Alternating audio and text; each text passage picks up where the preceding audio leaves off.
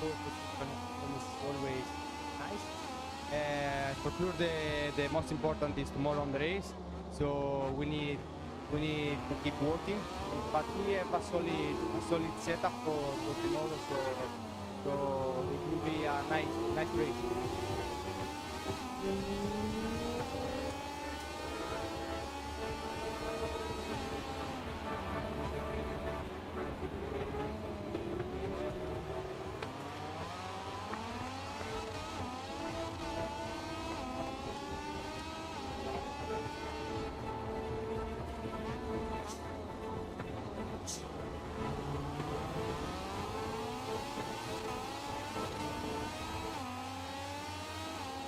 Happy Saturday scenes, I think it's fair to say.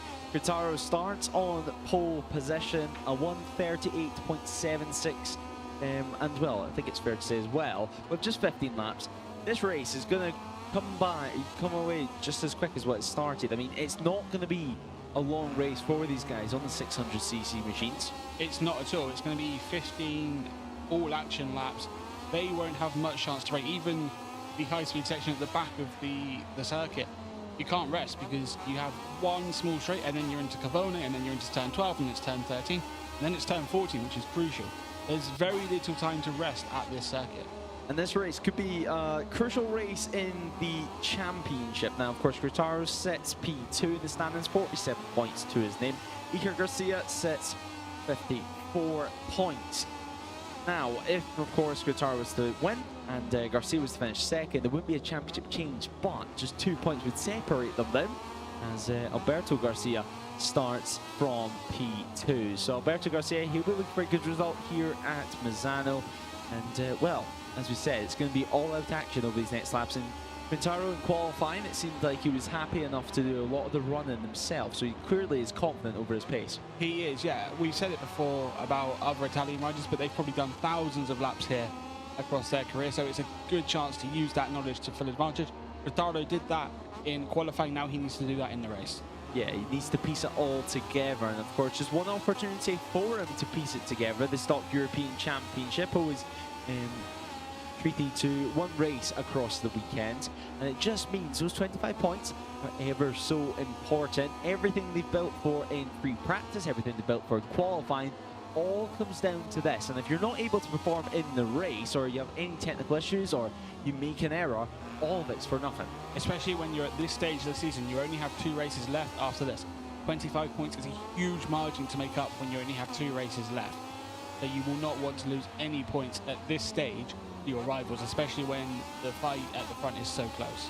Yeah, 1/3 of the season's points that are remaining anyway up for grabs will be handed out in this race. You can just see there the Tamoil Yamaha rider, that being Iker Garcia, of course your championship leader as things stand, and 55 points, 1 win, 2 podiums and 2 poles so far. So Garcia, what can he do? Second row of the grid, so slightly trickier, but at the end of the day, technically he's going to be starting just behind Quintaro's championship rival at the start of things. Just behind him, if he can get a good launch and move up to 3rd or 2nd by turn 1, turn 2, he'll be in a great position to attack Quintaro.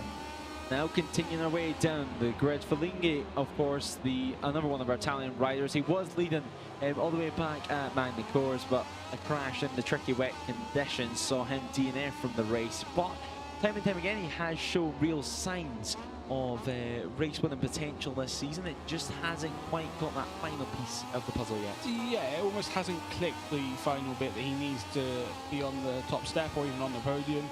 Best finish of the season last time at Aragon with P7. Obviously was leading at Magny-Cours in the race. We'll be hoping he can fight for a podium from P5.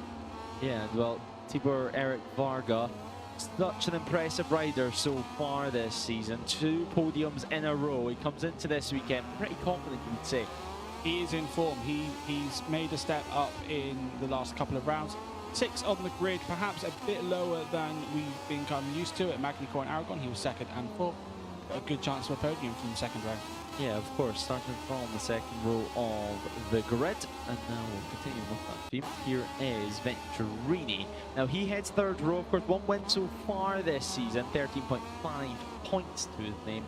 And that's, of course, with the Manic Course race, not going the entire distance, but we do have a pretty packed field, I think it's fair to say, here today. 26 riders preparing to take the start, and it's certainly going to be one that you don't want to miss. You won't want to miss this at all. 26 riders, 15 laps, lots on the line, especially at the head of the field fighting for the championship. Ram Rui now starting P8 in the middle of the third row, well, just alongside Venturini and Keskes, who of course we'll get to in just a moment's time, because Keskes starts from P9. But with 15 laps up, with 15 laps to decide everything, and track temps are just beginning to tip over 40 degrees Celsius. It's going to be tricky stuff on the 600s. Of course, a lot of power going through these rear tyres. Our second most powerful class, if you will, really, with the likes of the Moto2 Championship as well during the Junior GP weekend. So it does mean you are able to burn up your tyres quicker, and certainly in 15 laps, if you try to treat each lap like a qualifying lap, you're going to have no rear tyre by the end of it. Yeah, absolutely. 40-degree track temperature at the moment. Not as hot as we had yesterday, to be fair, in qualifying, but then it's only one lap, so you're looking for ultimate pace. It doesn't matter if the tyre wears out. However, managing them in this race with those track temperatures, air temperature, according to our timing, is 27 degrees, which felt a bit more like it outside. Yeah, it will be hard to manage tyres, but it will be crucial too.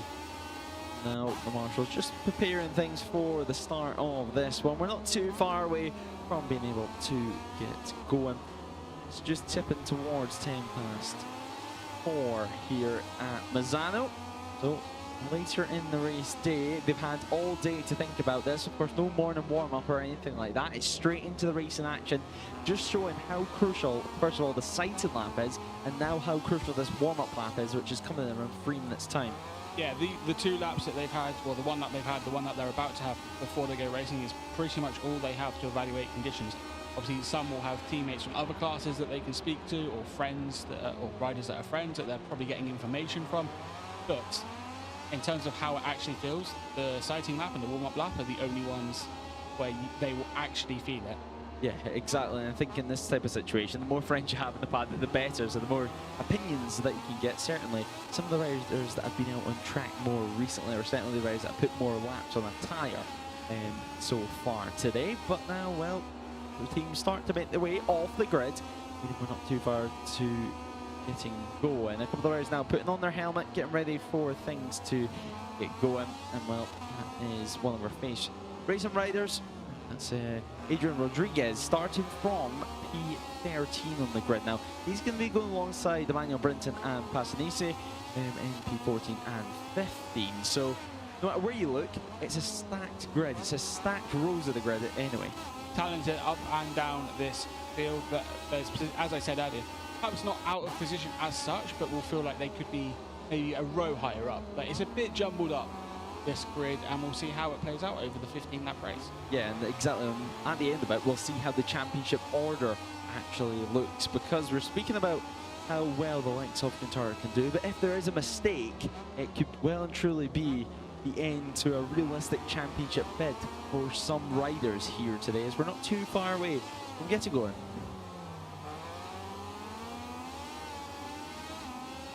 To the Stock European Championship for the sole race of the weekend. Quintaro, Garcia and Fuertes starts on the front row of the grid. Quintaro on pole position on the 73 machine. Garcia, Lingi and Varga start from row 2, with Venturini, Ruiz and Kesques on third row of the grid. Diaz, Romero and Trieth starts in P10, 11 and 12. Rodriguez, Emmanuel Brinton and Passanese on row 5. Santos, Jimenez and Bevilagua starts from row 6, with Del Olmo and Van Roosmalen alongside Capote in row 7. Laureano Milani heads up the penultimate grid spot, with Aparise, Lee and Pilipenko rounding out our grid.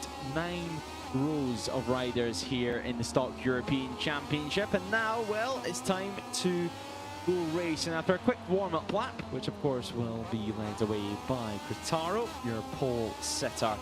They head out now on their green flag lap, and well, Jack, I think it's fair to say there's plenty of names that you can list for this one. Yeah, pick a name out of a hat and they've probably got a chance of being on the podium or fighting for the win. It's going to be very close throughout this race.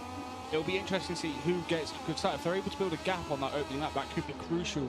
Then they won't have to work the tyres so hard over the next couple. They might lose a bit of time, but they'll have more tyre at the end of the race. Yeah, I think the opening lap strategy is going to pay dividends near the end of the race. A couple of riders actually choosing to go slow in this warm-up lap, including Putaran.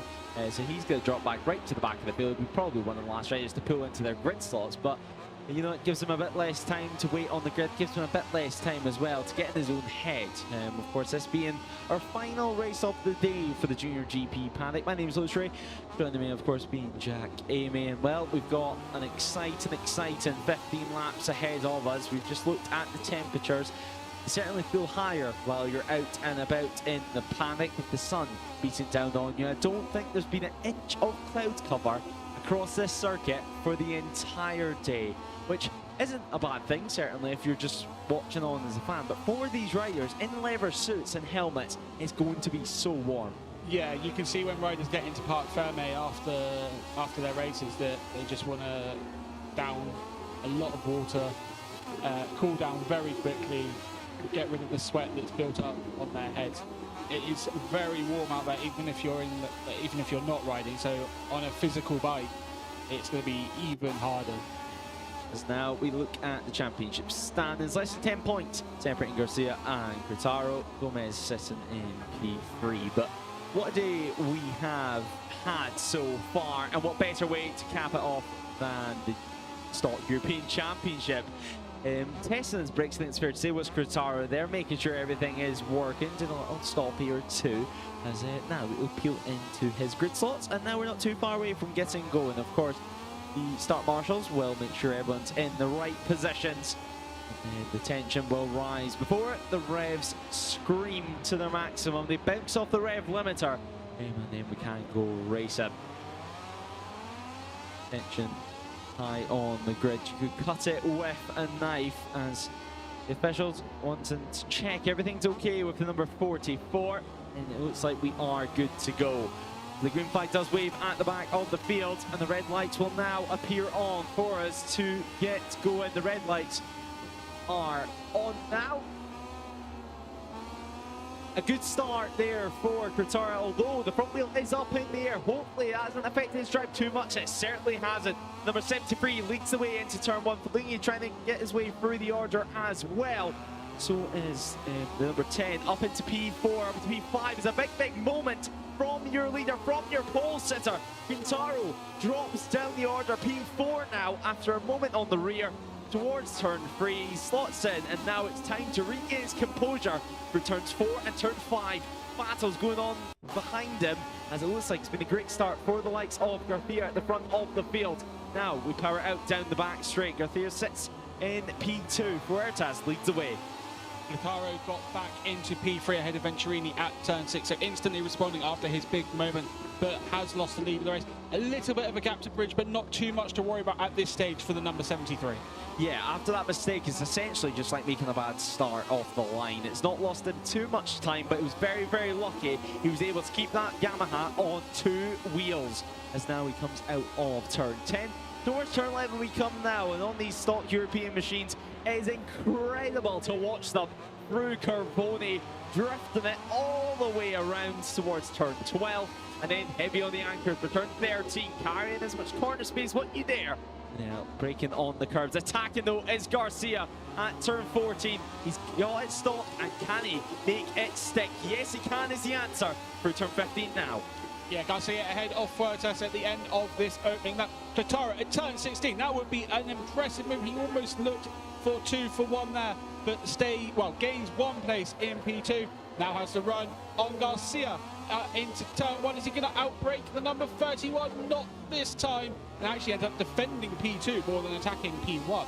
Nearly 2 riders in 2 corners. Gritaro means business. Now he sets 2nd position in the Stock European Championship race. Of course, lap 2 of 15 currently, the first of our flying laps. This is really where we get to see and gauge the lap times from the riders, but some great moves being made further back as well. as we see Iker Garcia now entering the podium places. So number 11, starting from row 2, he's now in 3rd place. Quintaro, though, hits in the front of the field. Will it be a response from Garcia? Yes, it will. Very, very briefly through turn 8, because Quintaro is going to have the better drive out of the corner. So 73 holds on to the advantage through turn 9 that we come now. And it is an instant response yet again, and trying to get the undercut. It is Quintaro who somehow holds on to it after 3-4 corners of battling. Quintaro, yeah, not sure how he held on to P1 there, but he did just about, and he's got a bit of a gap over Garcia after the move at turns 9. So in fact, it looks like Garcia is under pressure from Iker Garcia heading through turns 12 and 13, but Quintaro is going defensive through 13. That should give him P1 at 14, as Iker Garcia looks to make a move on Alberto Garcia, not able to make it stick. It's Quintaro and heading to Garcia's. Yeah, it's a great ride so far. The fact he was able to stay on after that opening lap drama was simply impressive. But Alberto Garcia and Iker Garcia continuing to battle away out on circuit. Meanwhile, though, the teammates will continue to fight and try not to allow Quintaro to steam away with things. Now, Fellini trying to get through, battle away with Varga further down the order. So that's for P5. He's trying his best to defend from the 47.